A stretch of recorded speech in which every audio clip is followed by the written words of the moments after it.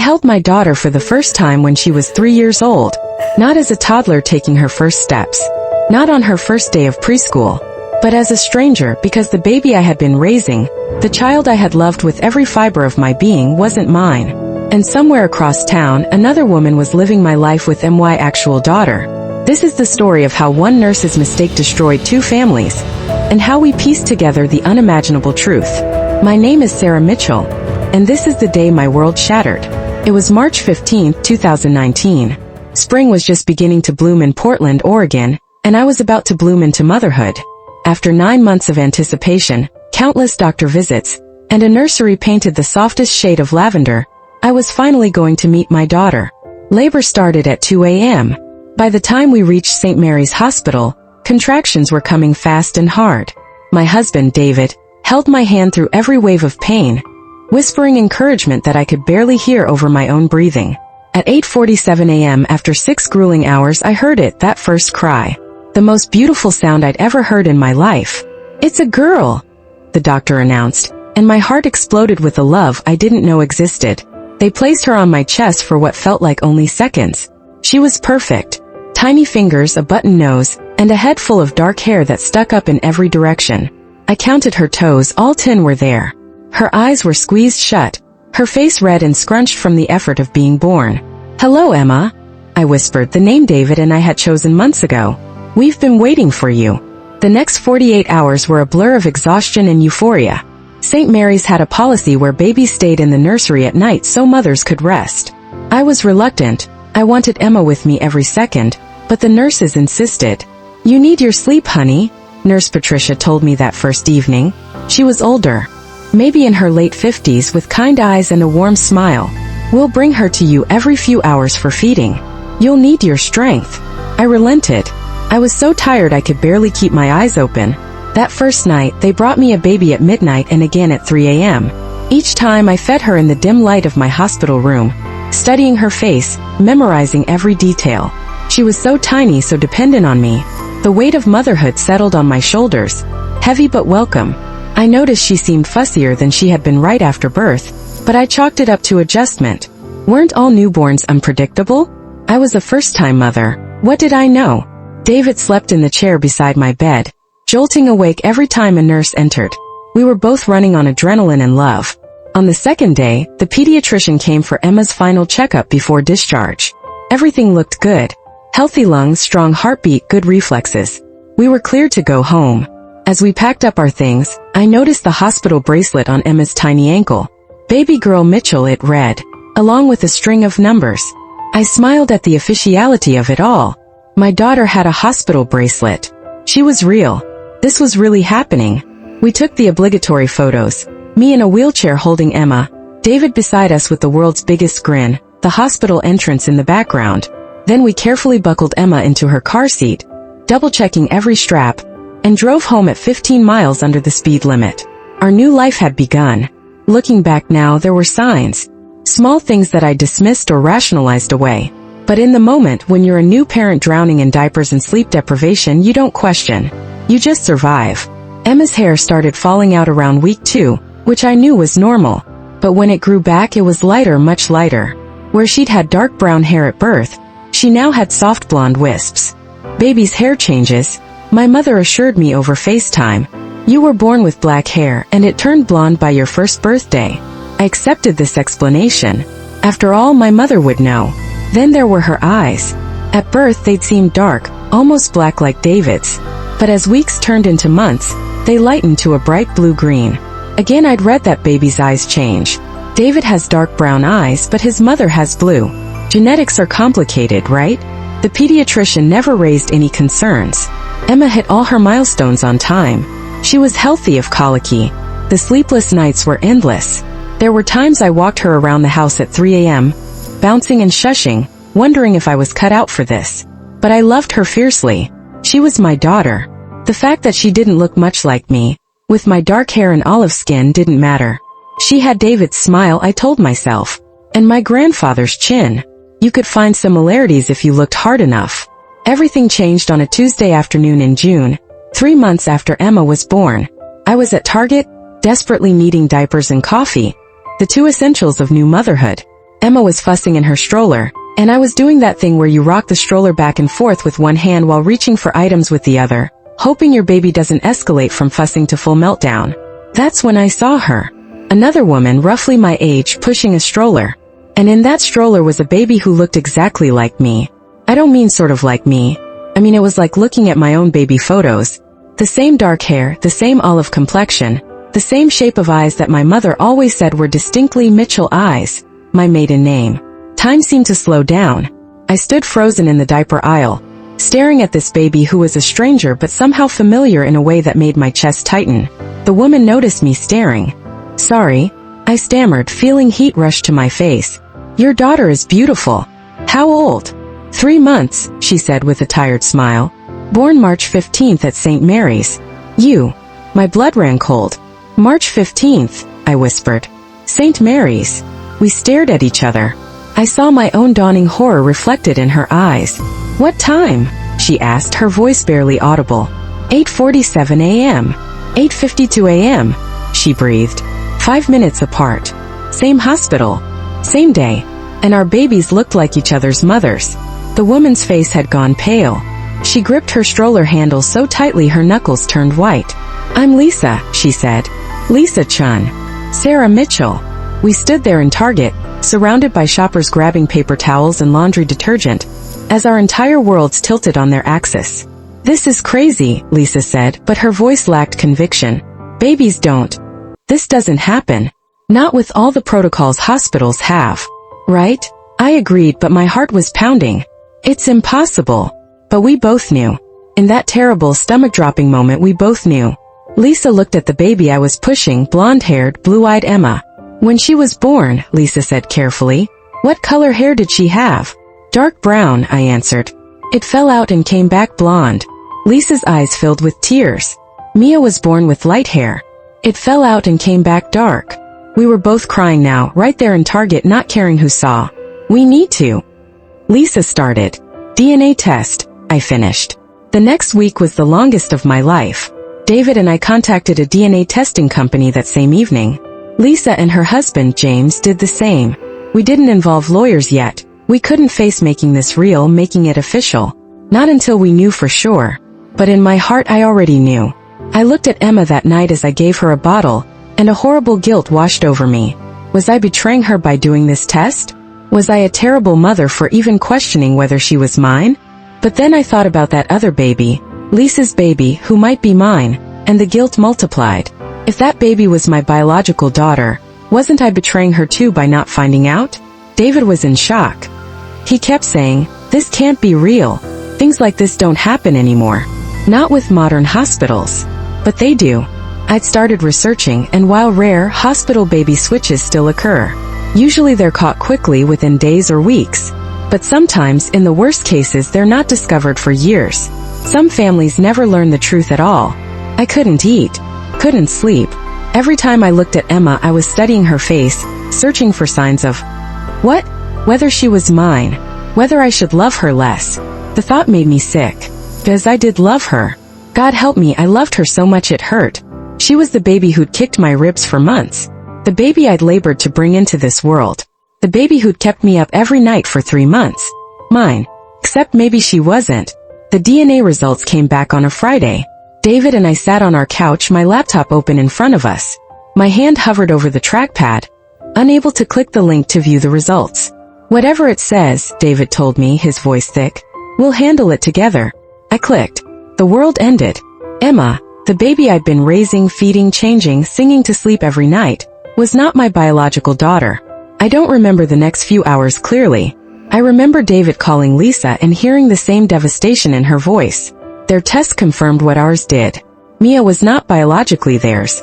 I remember holding Emma and sobbing into her soft hair, whispering, I'm sorry, though I didn't know what I was apologizing for. I remember looking at David and seeing my own heartbreak reflected back at me. How do you process this? How do you reconcile the fact that the baby you've bonded with, the baby you die for, shares no DNA with you? And that somewhere, your biological child has been bonding with someone else? That night I called Lisa. We cried together over the phone, two strangers connected by the worst mistake imaginable. What do we do? She asked. I had no answer. We agreed to meet the next day. Both families. We needed to see the children together. Needed to start figuring out how to navigate this nightmare. But that night I held Emma extra close. Because a terrifying thought had taken root in my mind. When this was all sorted out, would I lose her? Would someone take my baby away? And the even more terrifying thought. Was I a monster for hoping they wouldn't? We met at a park the next morning. Neutral ground. Public, so we couldn't fall apart completely. Lisa and James arrived first. She was pushing the stroller, and even from a distance, I could see her checking over her shoulder anxiously. When they saw us, they stopped walking. For a moment we all just stood there. 2 couples, 2 babies, and the wreckage of 4 lives hanging in the air between us. James spoke first. I don't even know what this is. Hell, David said simply. This is hell. We sat at a picnic table, the strollers positioned between us. I couldn't stop staring at Mia, Lisa's baby. Possibly my biological daughter. She had my dark hair, my skin tone. Even the way her eyes were set seemed familiar. Looking at her felt like looking into a mirror that reflected back 3 months. And Lisa was staring at Emma with the same intensity. Can I? Lisa started, her voice breaking. Can I hold her? Every instinct in me screamed no. But I nodded. I watched Lisa lift Emma from the stroller, and the way Emma settled into her arms, easily, comfortably, felt like a knife to my heart. Lisa buried her face in Emma's hair and inhaled deeply, tears streaming down her face. She smells like Mia did, Lisa whispered. When she was first born. Before she smelled like home. James looked at me. Would you like to hold Mia? I was terrified, but I nodded. When he placed Mia in my arms, something shifted. She was heavier than Emma, more solid. Her dark eyes, my eyes, focused on my face with what seemed like recognition, though I knew that was impossible. She was only 3 months old, but holding her felt right in a way I couldn't explain and didn't want to acknowledge. We talked for hours that day, about what to do, about how to move forward, about whether to involve lawyers, the hospital, the authorities. If we report this, James said carefully, it becomes a legal matter. Courts get involved. There could be custody battles. But don't we need to report it? David countered. A crime was committed. Someone at that hospital made a mistake that destroyed our lives. What if they try to force us to swap back? Lisa's voice rose with panic. What if a judge says we have to give up the babies we've been raising? That was the fear that haunted all of us. Because as much as we wanted to know our biological children, we'd bonded with the babies we'd been raising. Emma was my daughter in every way that mattered except blood. How could I give her up? But how could I not know my biological child? Lisa and I talked separately while our husbands watched the babies. We sat on a bench, 2 mothers connected by an impossible situation. I look at Emma, Lisa said quietly, and I see my nose, my husband's ears. I can see who she might have been if we'd raised her. I know, I whispered. I look at Mia and see myself. But I love Mia, Lisa said fiercely. I love her so much. She's my daughter. I've been her mother for 3 months. I can't just trade her. I know, I said again because I did.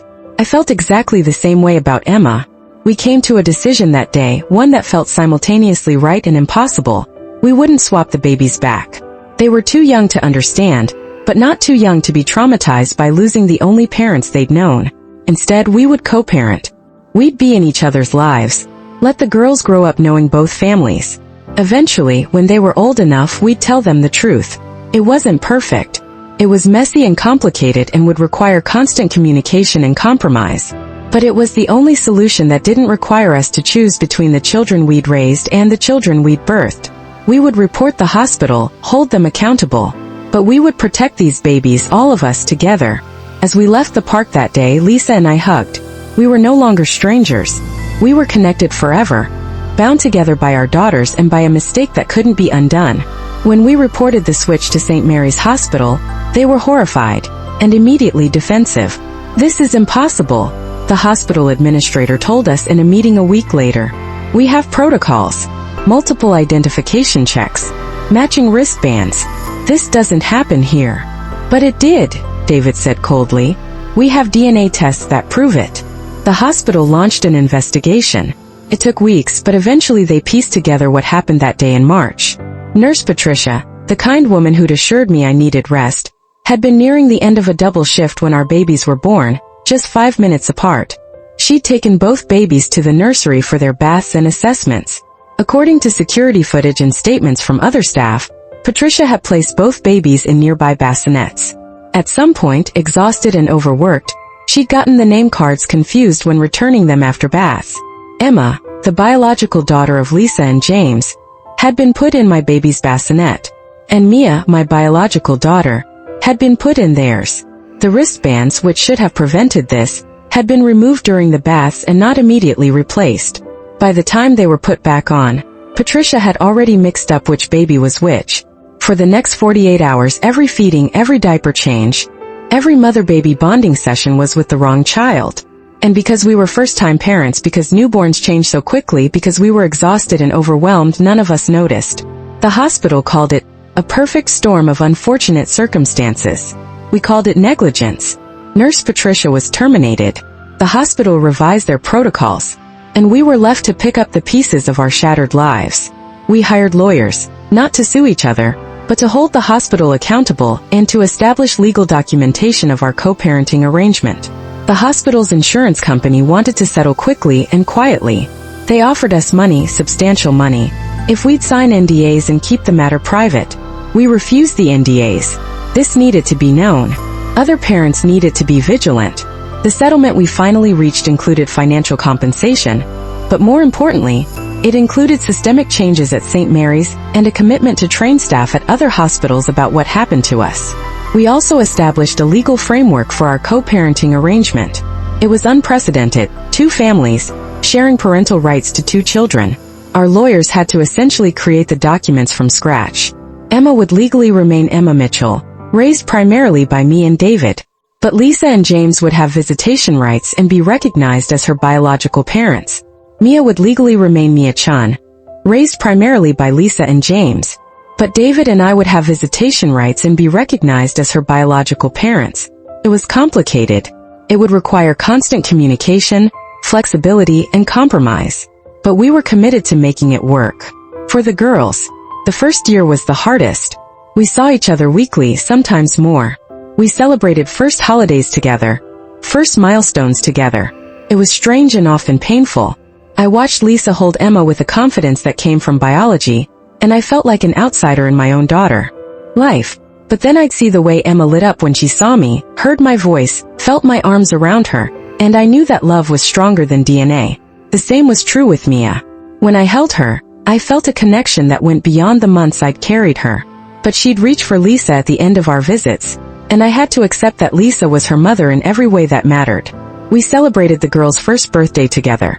A joint party with both families, all 4 grandparents, and a growing circle of friends who knew our story. Emma and Mia played side by side, oblivious to the complex web of love and biology that connected them. People asked us all the time how we managed it, how we could share our children, how we could maintain relationships with our daughter's other parents. The truth was, we didn't have a choice. Walking away would have meant losing our biological children. Fighting for custody would have meant traumatizing the children we'd raised. This messy, complicated co-parenting arrangement was the only path forward. Emma and Mia are 6 now. They're in kindergarten together. We managed to get them into the same class. They're best friends and sisters in all but name. They know their story. We've been honest with them in age-appropriate ways. They know that there was a mix-up at the hospital, that they have 2 families who love them, and that makes them extra special. Emma still calls me Mom and calls Lisa Lisa Mom. Mia calls Lisa Mom and calls me Sarah Mom. It works for us. Is it perfect? No. There are still moments of pain, of jealousy, of wishing things were different. When Emma lost her first tooth and showed Lisa first instead of me, it stung. When Mia drew a picture of her family and put Lisa in the center, I cried. But then I remember, I have 2 daughters. I get to watch Emma grow into a smart, funny, fearless little girl. And I get to be a significant part of Mia's life, to see my own personality traits emerging in her. Lisa and I have become friends, real friends. We text each other parenting questions, celebrate each other's victories, and provide support during the hard moments. Our husbands have a weekly basketball game together. We've created something that shouldn't work but does. A blended family born not from divorce but from disaster. The hospital switch was the worst thing that ever happened to me.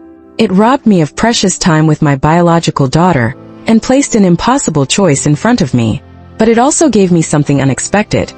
a bigger family, a deeper understanding of what makes someone a mother, and the knowledge that love is more complicated and more resilient than I ever imagined.